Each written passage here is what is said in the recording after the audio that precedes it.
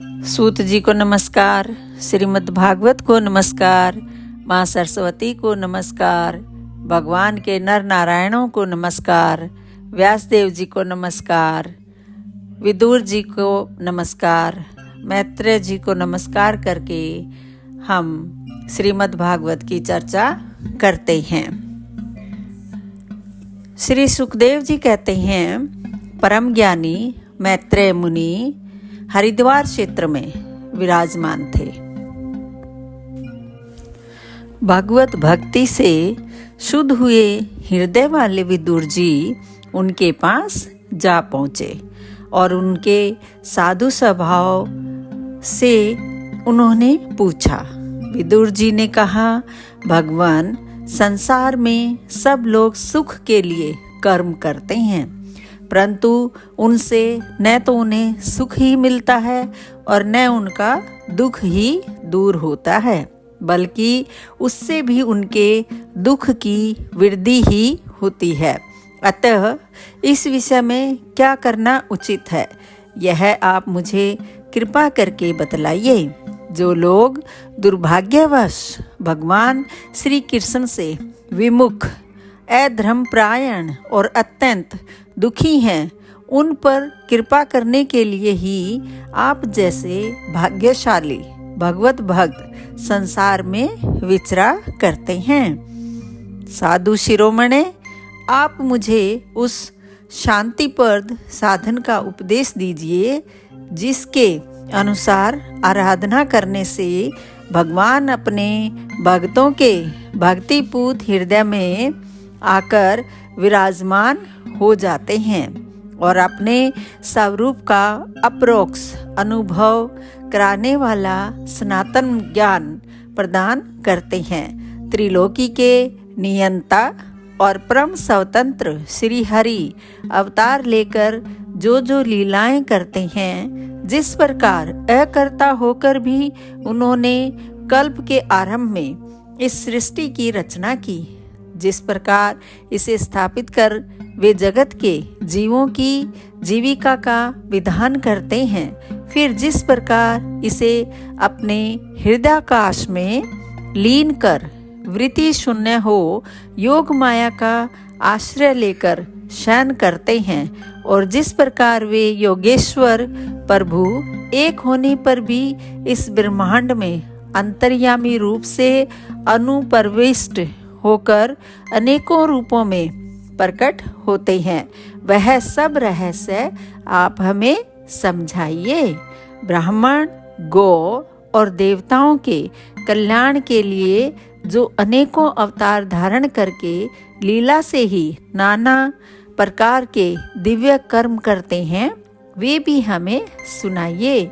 यशस्वियों के मुकुटमणि श्री हरि के लीलामृत का पान करते करते हमारा मन तृप्त नहीं होता।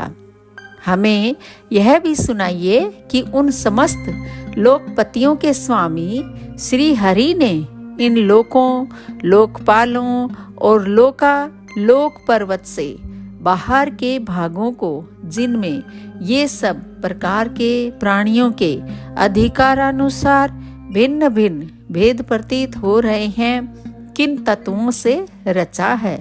द्विजवर उन विश्वकर्ता स्वयंभू श्री नारायण ने अपनी प्रजा के स्वभाव, कर्म, रूप और नामों के भेद की किस प्रकार रचना की है। भगवान, मैंने श्री व्यास जी के मुख से ऊंच नीच वर्णों के धर्म तो कई बार सुने हैं, किंतु अब श्री कृष्ण कथामृत के अनुसार प्रवाह को छोड़कर अन्य सवल्प सुखदायक धर्मों से मेरा चित्त ऊब गया है। उन तीर्थपाद श्री हरि के गुणानुवाद से तृप्त हो भी कौन सकता है।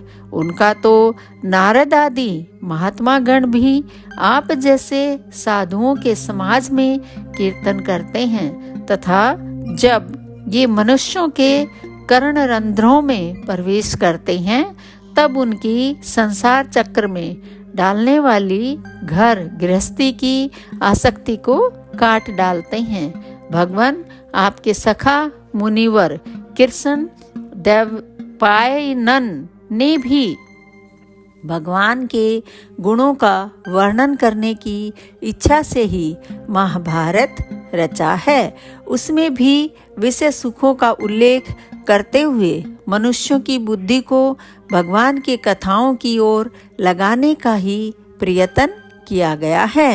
यह भगवत कथा की रुचि श्रद्धालु पुरुष के हृदय में जब बढ़ने लगती है तब अन्य विषयों से उसे विरक्त कर देती है। वह भगवत चरणों के निरंतर चिंतन से आनंद मगन हो जाता है और उस पुरुष के सभी दुखों का तत्काल अंत हो जाता है। मुझे तो उन शोचनीयों के भी शोचनीय अज्ञानी पुरुषों के लिए निरंतर खेद रहता है जो अपने पिछले पापों के कारण श्री हरि की कथाओं से विमुख रहते हैं।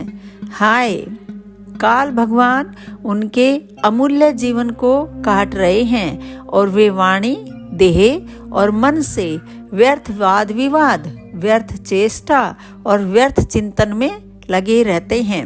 मैत्रेय जी, आप दीनों पर कृपा करने वाले हैं, अतः भौरा जैसे फूलों में से रस निकाल लेता है, उसी प्रकार इन लौकिक कथाओं में से इनकी सारभूता परम कल्याणकारी पवित्र कीर्ति श्री हरि की कथाएं छांटकर हमारे कल्याण के लिए सुनाइए। उन सर्वेश्वर ने संसार की उत्पत्ति, स्थिति और संहार करने के लिए अपनी माया शक्ति को स्वीकार कर राम, कृष्ण आदि अवतारों के द्वारा जो अनेकों अलौकिक लीलाएं की हैं, वे सब मुझे सुनाइए। श्री सुखदेव जी कहते हैं, जब विदुर जी ने जीवों के कल्याण के लिए इस प्रकार प्रश्न किया, तब मुनि श्रेष्ठ भगवान मैत्रेय जी ने उनकी बहुत बड़ाई करते हुए यूं कहा। श्री मैत्रेय जी बोले, साधु स्वभाव विदुर जी, आपने सब जीवों पर अत्यंत अनुग्रह करके यह बड़ी अच्छी बात पूछी है। आपका चित्त तो सर्वदा श्री भगवान में ही लगा रहता है, तथापि इससे संसार में भी आपका बहुत सुयश फैलेगा। आप श्री व्यास जी के और से पुत्र हैं। आप श्री व्यास जी के औरस पुत्र हैं, इसलिए आपके लिए यह कोई बड़ी बात नहीं है कि आप अनन्य भाव से सर्वेश्वर श्री हरि के ही आश्रित हो गए हैं। आप प्रजा को दंड देने वाले भगवान यम ही हैं। मांडव्य ऋषि का शाप होने के कारण ही आपने श्री व्यास जी के वीर्य से उनके भाई विचित्र वीर्य की भोग पत्नी दासी के गर्भ से जन्म लिया है। आप सर्वदा ही श्री भगवान और उनके भक्तों को अत्यंत प्रिय हैं। इसीलिए भगवान निज धाम पधारते समय मुझे आपको ज्ञानोपदेश करने की आज्ञा दे गए हैं। इसलिए अब मैं जगत की उत्पत्ति, स्थिति और लय के लिए योग माया के द्वारा विस्तारित हुई भगवान की विभिन्न लीलाओं का क्रमशः वर्णन करता हूँ। सृष्टि रचना के पूर्व समस्त आत्माओं के आत्मा एक पूर्ण परमात्मा ही थे, न दृष्टा था न दृश्य। सृष्टि काल में अनेक वृत्तियों के भेद से जो अनेकता दिखाई पड़ती है, वह भी वही थे। क्योंकि उनकी इच्छा अकेले रहने की थी, वे ही दृष्टा होकर देखने लगे, परंतु उन्हें दृश्य दिखाई नहीं पड़ा, क्योंकि उस समय वे ही अद्वितीय रूप से प्रकाशित हो रहे थे।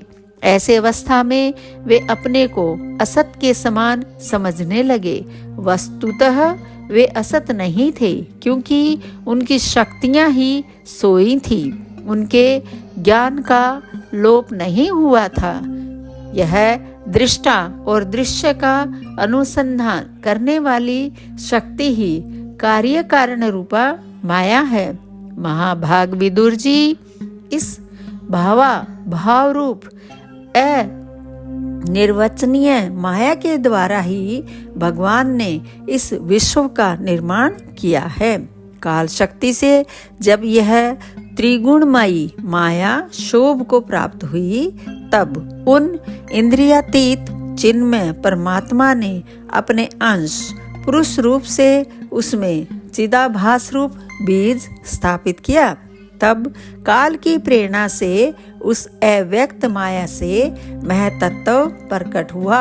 वह मिथ्या अज्ञान का नाशक होने के कारण विज्ञान स्वरूप और अपने में सूक्ष्म रूप से स्थित प्रपंच की अभिव्यक्ति करने वाला था।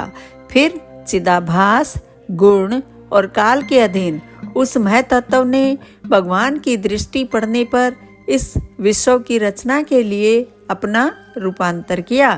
महतत्व के विकृत होने पर अहंकार की उत्पत्ति हुई, जो कार्य कारण और कर्ता रूप होने के कारण भूत इंद्रिय और मन का कारण है। वह अहंकार वैकारिक यानी सात्विक, तेजस यानी राजस और तामस भेद से 3 प्रकार का है। अतः अहम तत्व में विकार होने पर वैकारिक अहंकार से मन और जिनसे विषयों का ज्ञान होता है, वे इंद्रियों के अधिष्ठाता देवता हुए। तेजस अहंकार से ज्ञानेंद्रियां और कर्मेंद्रियां हुई तथा तामस अहंकार से सूक्ष्म भूतों का कारण शब्द तन्मात्र हुआ और उससे दृष्टांत रूप से आत्मा का बोध कराने वाला आकाश उत्पन्न हुआ। भगवान की दृष्टि जब आकाश पर पड़ी, तब उससे फिर काल माया और चिदाभास के योग से स्पर्श तन्मात्र हुआ और उसके विकृत होने पर उससे वायु की उत्पत्ति हुई। अत्यंत बलवान वायु ने आकाश के सहित विकृत होकर रूप तन्मात्र की रचना की और उससे संसार का प्रकाशक तेज उत्पन्न हुआ। फिर परमात्मा की दृष्टि पड़ने पर वायु युक्त तेजने वाला माया और चिदंश के योग से विकृत होकर रस तन्मात्र के कार्य जल को उत्पन्न किया। तदंतर तेज से युक्त जल ने ब्रह्मा का दृष्टिपात होने पर काल माया और चिदंश के योग से गंध गुणमयी पृथ्वी को उत्पन्न किया। विदुर जी, इन आकाश आदि भूतों में से जो भूत पीछे पीछे उत्पन्न हुए हैं, उनमें कर्मशः अपने पूर्व भूतों के गुण भी अनुगत समझने चाहिए। ये महतत्वादि के अभिमानी विकार विक्षेप और चेतनांश विशिष्ट देवगण श्री भगवान के ही अंश हैं, किंतु पृथक पृथक रहने के कारण जब वे विश्व रचना रूप अपने कार्य में सफल नहीं हुए, तब हाथ जोड़कर भगवान से कहने लगे।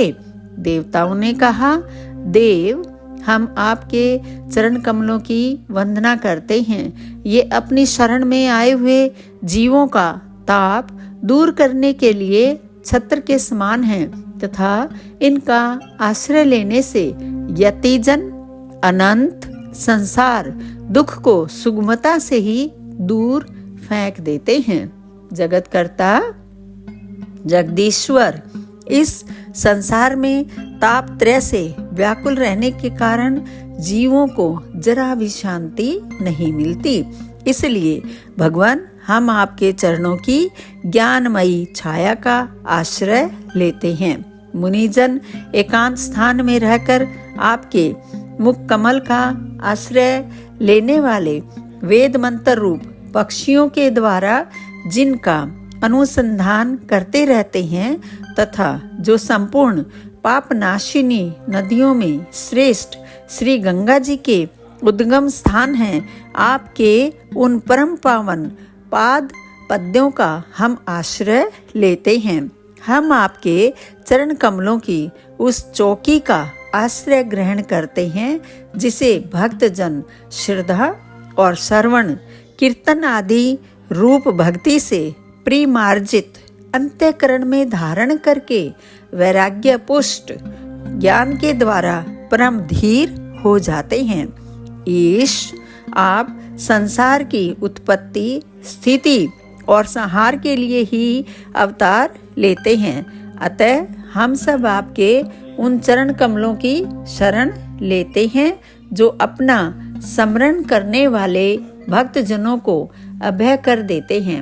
जिन पुरुषों का देह गेह तथा उनसे संबंध रखने वाले अन्य तुच्छ पदार्थों में अहंता ममता का दृढ़ दुराग्रह उनके शरीर में रहने पर भी जो अत्यंत दूर हैं, उन्हीं आपके चरणार विंदों को हम भजते हैं। परम यशस्वी परमेश्वर इंद्रियों के विषाभिमुख रहने के कारण जिनका मन सर्वदा बाहर ही भटका करता है, वे पामर लोग आपके विलासपूर्ण पाद विन्यास की शोभा के विशेषज्ञ भक्तजनों का दर्शन नहीं कर पाते। इसी से वे आपके चरणों से दूर रहते हैं। देव आपके कथामृत का पान करने से उमड़ी हुई भक्ति के कारण जिनका अंतःकरण निर्मल हो गया है, वे लोग वैराग्य ही जिसका सार है, ऐसा आत्मज्ञान प्राप्त करके अनायास ही आपके वैकुंठ धाम को चले जाते हैं। दूसरे धीर पुरुष चित्त निरोध रूप समाधि के बल से आपकी बलवती माया को जीतकर आप में ही लीन तो हो जाते हैं, पर उन्हें श्रम बहुत होता है। किंतु आपकी सेवा के मार्ग में कुछ भी कष्ट नहीं है। आदिदेव आपने सृष्टि रचना की इच्छा से हमें त्रिगुण में रचा है, इसलिए विभिन्न स्वभाव वाले होने के कारण हम आपस में मिल नहीं पाते और इसी से आपकी क्रीड़ा के साधन रूप ब्रह्मांड की रचना करके उसे आपको समर्पण करने में असमर्थ हो रहे हैं। अतः जन्म रहित भगवान जिससे हम ब्रह्मांड रचकर आपको सब प्रकार के भोग समय पर समर्पण कर सकें और जहाँ स्थित होकर हम भी अपनी योग्यता के अनुसार अन्न ग्रहण कर सकें, यथा ये सब जीव भी सब प्रकार की विघ्न बाधाओं से दूर रहकर हम और आप दोनों को भोग समर्पण करते हुए अपना अपना अन्न भक्षण कर सकें, ऐसा कोई उपाय कीजिए। आप निर्विकार पुराण पुरुष ही अन्य कार्य वर्ग के सहित हम देवताओं के आदि कारण हैं। देव पहले आप अजन्मा ही ने सत्वादि गुण और जन्मादि कर्मों की कारण रूपा माया शक्ति में चिदाभास रूप वीर्य स्थापित किया था। परमात्म देव महतत्वादि रूप हम देवगण जिस कार्य के लिए उत्पन्न हुए हैं उसके संबंध में हम क्या करें। देव हम पर आप ही अनुग्रह करने वाले हैं, इसलिए ब्रह्मांड रचना के लिए आप हमें क्रिया शक्ति के सहित अपनी ज्ञान शक्ति भी प्रदान कीजिए। दोस्तों, यहाँ पर यह अध्याय समाप्त होता है। आप मेरे वीडियो रोजाना देख रहे हैं, उसके लिए आपका बहुत बहुत धन्यवाद।